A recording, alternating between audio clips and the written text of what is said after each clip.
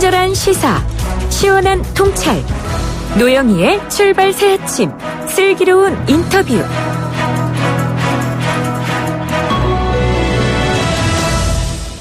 불쏘시개 조국은 사퇴했지만 불붙은 검찰개혁은 계속되고 있다. 지금 현 상황에 대한 얘기인데요. 집권당인 더불어민주당의 역할이 어떻게 펼쳐질지 더 무게가 실리고 있습니다. 민주당의 검찰개혁특위위원장 박지민 의원과 이야기 나누겠습니다.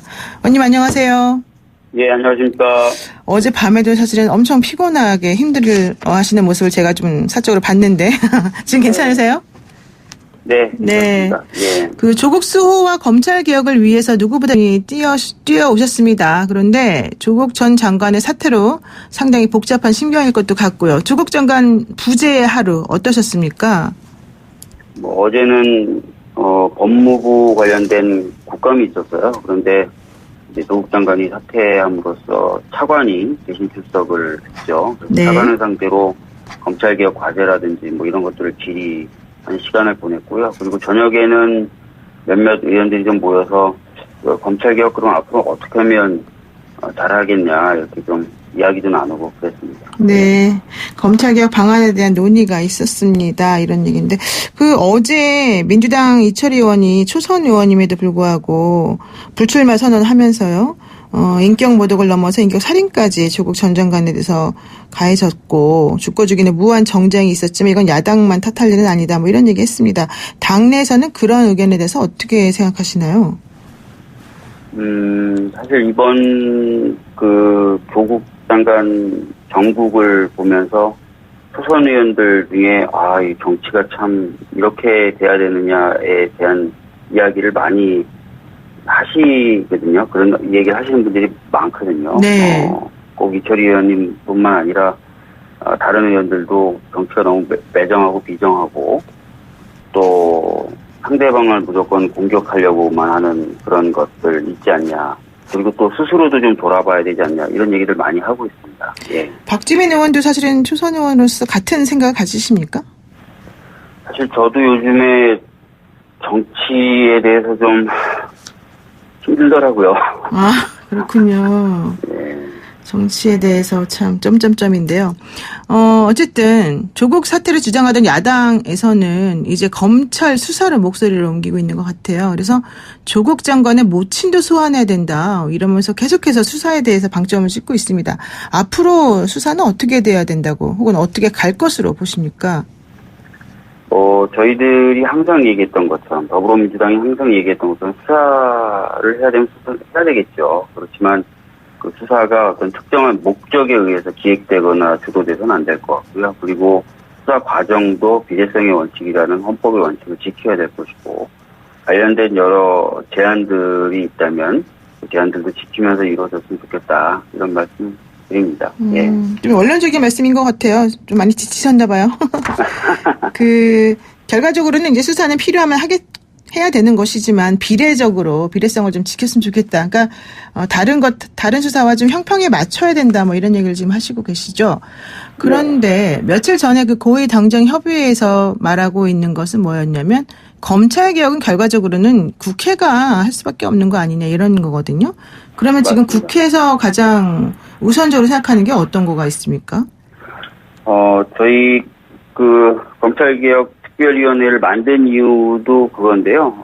두 가지예요. 하나는 당연히 지금 패스트트랙에 지정돼 있었던 검경 수사권 조정안이나 공수처 법안 통과를 위해서 애를 써야 되는 거고요. 또 하나는 법 개정 아니더라도 바꿀 수 있는 그런 관행이라든지 제도가 있습니다. 그런 부분에 대해서 정부에 계속 주문하는 그런 작업이 될 텐데요. 후자는 좀 저희들이 여러 차례 고민도 하고 논의도 하고 또 협의도 했고요. 이제 10월 말 정도 되면 패스트트랙 관련된 법안 본회의에 상정될 수 있는 조건이 되기 때문에 다른 정당들과 함께 그 부분을 어떻게 처리할지 이게 지금 또 고민의 핵심으로 떠오르고 있습니다.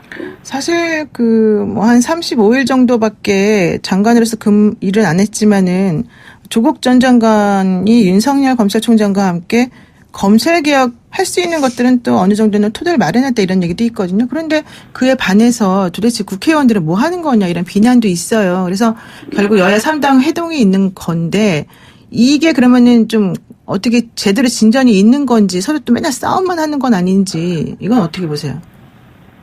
그러니까 뭐 사실 자유한국당이 벌써부터 공수처 관련된 법안은 이번 국회가 아니라 다음 국회에서 논의해야 된다 이렇게 나오고 있지 않습니까? 이거는 이제 어떻게 보면 검찰개혁 관련돼서 논의의 폭을 굉장히 좁히거나 좀 더 과장해서 말씀드리면 좀 검찰개혁에 대한 제대로 된 논의는 안 하겠다로 볼 수 있기 때문에 우려하신 그런 상황이 발생할 수도 있는데 그런 것들은 저희들이 최대한 협상력을 발휘해서 막아야 되겠죠. 네. 그런데 자유한국당이 공수처 법안을 반대하는 큰 이유 중에 하나가 바로 또 다른 권력의 상층부를 만들어내는 거 아니냐, 또 인사권이 좀 잘못 운영되게 되면 또 문제 아니냐 이런 지적 때문이거든요. 이런 부분에 대해서는 또 어느 정도 그럴듯하다 이런 얘기 하시는 분도 계시는데요. 지금 아시겠지만 공수처장을 뽑는 구조에 대해서는요. 네. 국회에 이제 공수처장 추천위원회를 만든 뒤에 그 추천위원회에서 추천하는 구조로 돼 있고 공수처장 추천위원회에 그 7명의 구성원 중에 5분의 4 그러니까 6명 이상이 동일해야만 처장 후보가 될 수 있고 네. 야당이 2명의 추천위원회 선정 몫을 가지고 있어요. 그래서 야당이 비토권을 가지고 있습니다. 그러니까 네. 다시 정리해서 말씀드리면 야당이 반대하는 사람은 그 누구도 공수처장 후보가 될 수가 없어요.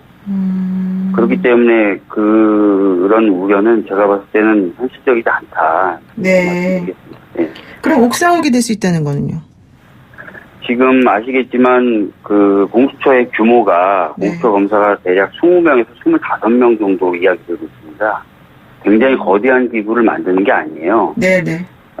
오히려 지금 검찰에 대한 견제, 또 고위공직자에 대한 부분적 수사 이런 것들을 담당하고 하는 것으로 구조화가 되고 있기 때문에 옥상옥이라는 표현은 맞지 않는다. 네. 지금 자유한국당의 비판이나 이런 것들은 조금 타당하지 않다 그런 얘기신데 지금 어제 국회 법무부 국정감사에서 금태섭 의원이 특수부 폐지, 수사지휘권 폐지 매우 잘못됐다 이런 얘기 했거든요. 금태섭 의원의 발언과 관련해서는 어떻게 보십니까? 금태섭 의원님 얘기는 이제 결과적으로 수사와 기소를 최종적으로는 분리해야 된다라는 이야기를 한 거예요. 네. 그러니까 그러기 위해서 특수부 폐지가 잘못됐다는 게 아니라 본인은 계속 특수부 폐지를 얘기해 왔다라고 얘기하면서 그 특수부 폐지에 대해서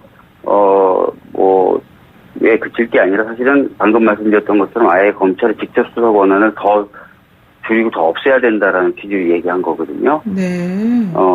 그렇기 때문에 특수부 폐지가 잘못됐다 이렇게 얘기하지는 않았습니다. 예. 그러니까는 금태섭 의원의 발언이 조금 왜곡돼서 우리들에게 알려져 있다 이런 얘기인가 보네요. 네, 네. 그러면은 금태섭 의원 얘기는 그렇다고 치고 사실은 이제 후임 장관에 대한 얘기를 할 수밖에 없는데 앞으로 최소 2-3달 정도는 또 시간이 걸릴 것 같고요. 또 누가 법무부 장관 되려고 하겠냐 이런 얘기도 있어요. 그러다 보면 검찰개혁의 동력이 떨어지는 거는 좀 기정사실처럼 보이는데 어떻습니까? 아까 노영희 변호사님께서도 말씀하셨지만 법 없이 할 수 있는 부분에 대해서는 이제 조국 장관 재임 시절에 거의 틀을 만들어놨습니다. 네네. 그래서 그 부분은 차관이 대행을 한다 하더라도 큰 문제가 없을 것 같고요. 네. 나머지는 이제 진짜 국회에서 해야 되는 거거든요. 이거는 장관이 중요하긴 중요하지만 또 저희 국회 내에서의 노력에 많이 달려있기 때문에 저희들이 열심히 하면은 되지 않을까 이렇게 생각합니다. 네. 지금 저희 새 아침의 가족분께서 질문 하나 해주셨습니다. 공수처 등 야당에서 계속 못한다고 버티면 여권에 대응할 수 있는 카드가 있습니까? 이런 질문 하셨는데 어떻게 있어요? 네, 지금 패스트 트랙을 태어났기 때문에 사실은 야당이 반대한다 하더라도 본회의에 올라가서 표결할 수 있는 상황까지는 무조건 가게 됩니다. 그럼 결국은 본회의에서 표대결이 되는 건데요. 네. 저희들이 이제 공수처에 반대하는 당을 빼고도 150표 정도를 만들면 되는 거거든요. 그래서 여러 가지 방면으로 노력해야죠. 그것을 위해서. 예. 그러니까 구체적인 방법은 사실 아직까지는 좀 나오지는 않는 것 같아요. 어떤 식으로 설득해야 그 동의하는 표를 모을 수 있는지는 점검을 해봐야 되는 겁니다. 예. 그렇군요. 그리고 지금 더불어민주당의 사실은 제일 고민이 젊은 층에서 정치에 대한 불신이 깊어지고 무당층이 많아졌다는 분석 이런 것 같은데 어떻습니까? 민주당 지지율 조국 전 장관 사태로 뭔가 좀 바뀌는 분위기가 될까요? 조국 장관 사태 이후에 여론조사 결과나 이런 것들 제가 아직 못 봐서 실제로 어떤 변화를 보이고 있는지는 알 수가 없는데요. 네. 청년층이라든지 또는 중도층 관련된 부분 많이 말씀하시기 때문에 저희들도 그 부분 챙겨야 된다라는 생각을 가지고 있습니다. 네. 오늘 박주민 최고위원 사실은 평상시보다 말씀을 엄청 짧게 지금 하고 계세요. 너무 힘들어 보이는데 마지막으로 본인을 가장 힘들게 하는 거 어떤 게 있을까요? 최근에요? 네. 아까 말씀드렸던 것처럼 저도 이제 이철희 의원하고 비슷하게 최근에 이 상황이 상대방에 대한 공격 일변도가 됐잖아요. 네. 더불어민주당도 그렇고 자유한국당 등 야당도 그렇고요. 그러다 보니까 이게 뭔가 생산적으로 뭔가를 만들어내는 게 아니라 서로에게 상처만 주는 이 과정 자체가 저한테도 그렇게 유쾌하진 않더라고요. 네, 네. 서로에게 상처만 주는 이 상황이 너무 힘들다 이런 얘기신 것 같아요. 네, 오늘 말씀까지 듣겠습니다. 고맙습니다. 네, 수고하십시오. 네, 지금까지 더불어민주당 박주민 최고위원과 함께했습니다.